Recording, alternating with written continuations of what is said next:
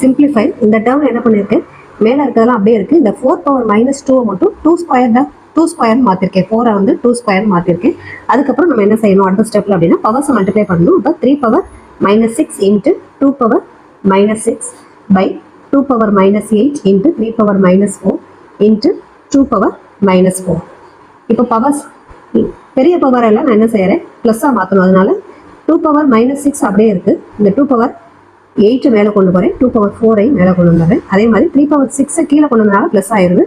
இங்கே 3 power minus 4 அப்படியே இருக்குது. இப்போ இதை எப்படி எழுதலாம், 2 பவர் மைனஸ் 6 ப்ளஸ் 8 ப்ளஸ் 4 எழுதலாம். இங்கே 3 பவர் 6 மைனஸ் 4. அப்போ என்ன வரும், 2 பவர் 6 பை 3 ஸ்கொயர்னு வரும் நமக்கு.